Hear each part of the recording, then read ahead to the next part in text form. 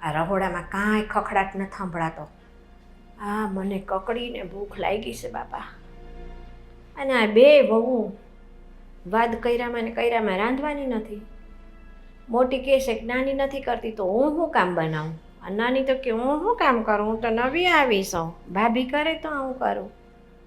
આ બે જણીઓના વાદમાં મને ભૂખે મારી નાખી છે ને અડધી માંદી કરી મૂકી છે. મને તો મારે જિંદગીના 5 વર્ષ ઓછા કરી નાખ્યા આ બેએ ભેગ્યું થઈ. યા અશોક આવે ને એટલે આજે તમારે ખુલાસો જ કરી દેવો છે, કહી દેવું છે જુદો વયો જા, કાંઈ માથાકૂટ નહીં. હા, જય શ્રી કૃષ્ણ બા. એ જય શ્રી કૃષ્ણ. અશોક, આ મારે તારી યાર એક વાત કરવી છે ભાઈ. હા બોલો ને બા.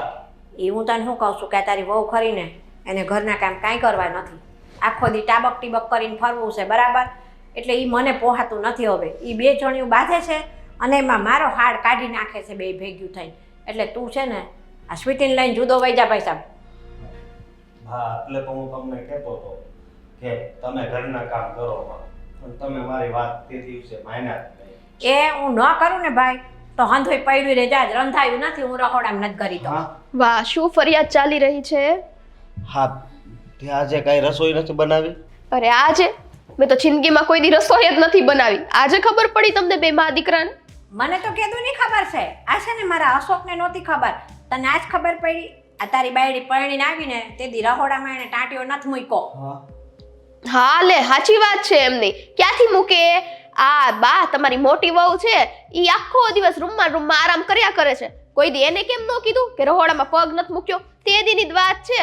ઓલી ચા ને ખાંડ ને ભૂકી બધું ગોતતા હતા ક્યાં છે ક્યાં છે. આટલા બધો રહોડામાં એનો પગ હોય તો એને ખબર હોય ને ક્યાં પડ્યું છે. હા આપણા લગ્ન નહોતા ક્યાં ને ત્યાં સુધી એણે જ બધાય કામ કર્યા છે. તો એને ખબર હોત.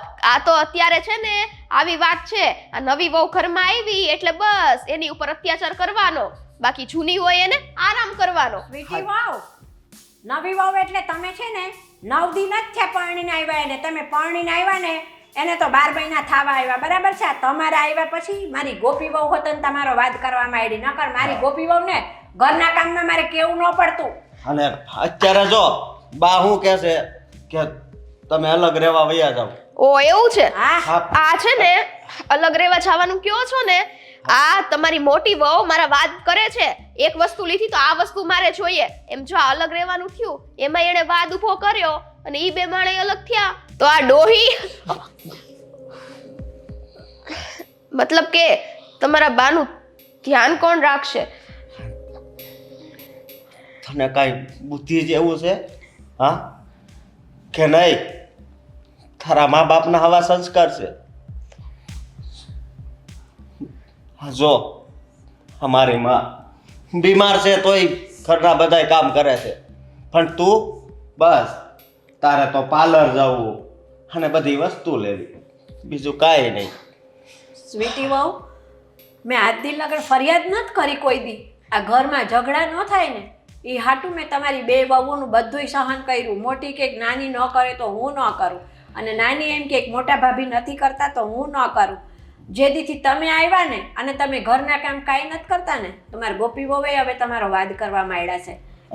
અત્યારે આ જે બધું થાય છે ને એનું કારણ તું જ છે, બીજું કોઈ નહીં.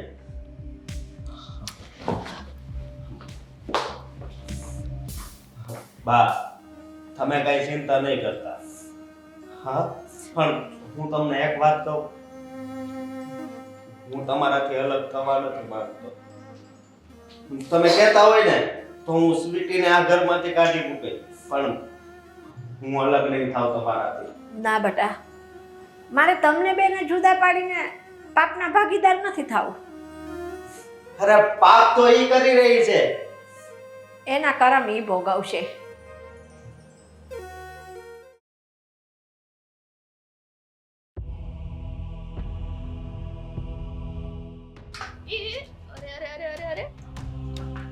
ક્યાં આયા ફરીને?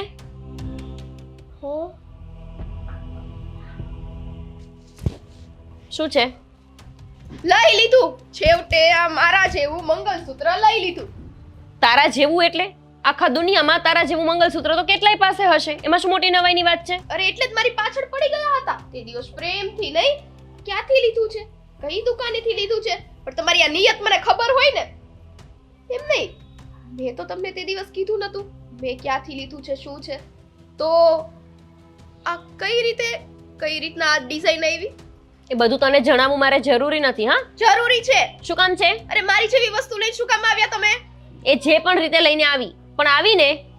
અને બીજી વાત, આ બા શું કહેતા હતા એ તો તને ખબર જ હશે ને. શું?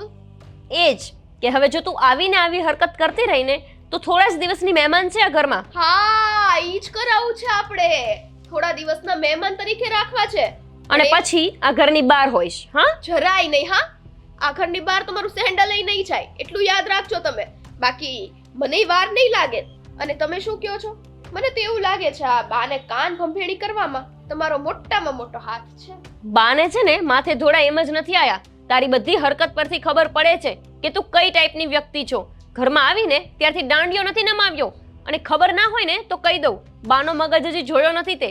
જ્યાં સુધી સારા છે ને ત્યાં સુધી જ સારા. જ્યારે એમનું મગજ વિફરશે ને તો આ ઘરની બહાર તને અને અશોકભાઈને બેયને મોકલી દેશે. તમને કેમ નહીં? તમને બે માણસને ઘરની બહાર કેમ નહીં મોકલે? કેમ કે તમારા આ ઘરવાળાનો પગાર વધુ છે અને મારા અશોકનો પગાર ઓછો છે.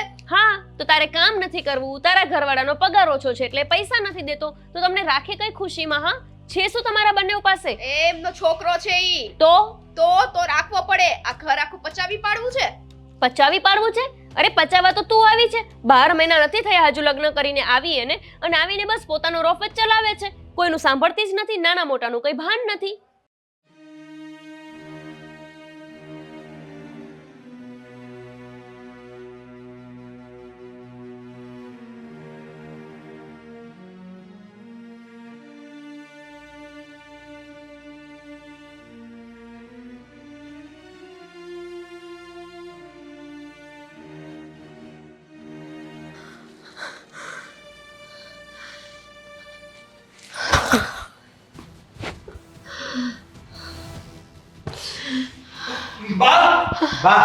બા શું થયું?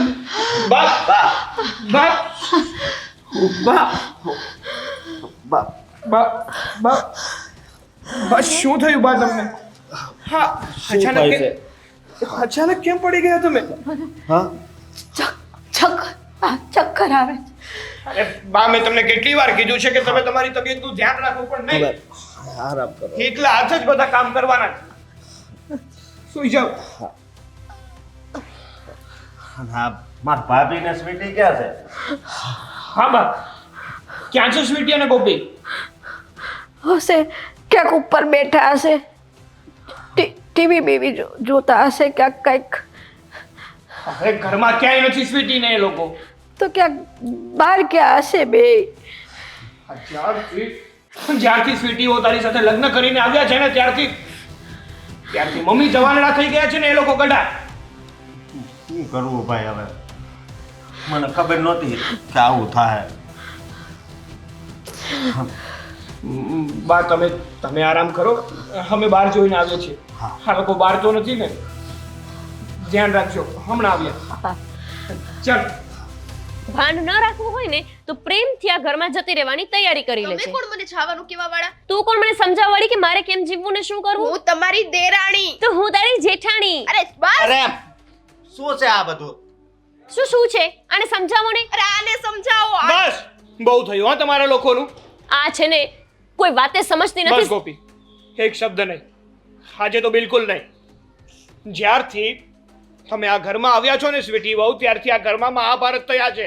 શાંતિ નથી ઘરમાં. હવે તમને મારો જ વાંક દેખાય છે. આ તમારી ધર્મપત્નીને નહીં કયો?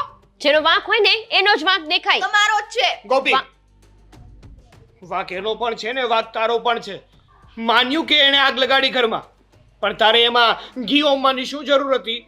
હું ઘી હોમું છું? ઘરનું એક પણ કામ એને નથી કરવું. તમને ખબર છે ને કે હું આ ઘરના બધા જ કામ કરતી હતી. એના આવતા પહેલા તમારે કે મમ્મીને મને કામ માટે કેવું નથી પડ્યું. પણ આ મેડમને આવીને કઈ કામ જ નથી કરવું તો શું ઘરના બધા કામ હું કરતી રહું? શું લેવાને હું કરું ભાઈ? એને શું કામને પરણીને લાવ્યા છો? ખાલી જોવા માટે? એ હા, જોવા માટે. આ તમે છે ને સવારમાં વહેલા નથી ઉઠતા. 6 વાગે ઉઠીને હું બધા કામ કરું છું. ઈ કેમ નથી દેખાતા? તું કામ કરે છે? અરે તારા મોઢા ઉપર તો આ વાત જ શોભા નથી આપતું. એક કામ નથી કરતી સાગર, સિવાય કે પોતાની જાતને તૈયાર કરવી. બસ, તમે લોકો છે ને બંને દેરાણી જેઠાણી છો, ઘરના કામ સંપીને કરવા જોઈએ. અને તમને ખબર છે અત્યારે ઘરમાં શું હાલત છે, મમ્મી સાથે શું થઈ રહ્યું છે? શું થઈ રહ્યું છે? શ્વાસ ચડે છે મમ્મીને, બીજું શું થઈ ગયું? શ્વાસ ચડે છે મમ્મીને શ્વાસ ચડે છે. ખબર છે મમ્મી સાથે શું થયું? મમ્મી ઉપરથી નીચે પડી ગયા અને તમને લોકોને એની પડી નથી અને તમને તમારા ઝઘડાની જ પડી છે. બહાર નીચે પડી ગયો? હા, બા નીચે પડી ગયા અને એ પણ તમારા બંનેના કારણે જ. પણ મને અફસોસ એ વાતનો નથી કે મારી બાયડી આવું કરે છે. મને અફસોસ તો એ વાતનો છે કે હારવાર તમે પણ. ગોપી, તું ઘરની મોટી વહુ છે, તારી ફરજમાં આવતું હતું કે તું છે ને સ્વીટીને સમજાવે, એને કહે કે સ્વીટી તું આ ખોટું કરી રહી છે, મારા ઘરમાં આ નથી ચાલતું. પણ નહીં, એ વાત કરતી હતી ને સાથે સાથે તું પણ વાત કરવા લાગી. સમજવાની જગ્યાએ તું પણ એના જેવી જ થઈ ગઈ. હવે અહીંયા પૂતળાની જેમ ઊભા જ રહેશો તમે લોકો? ચલો અંદર. હા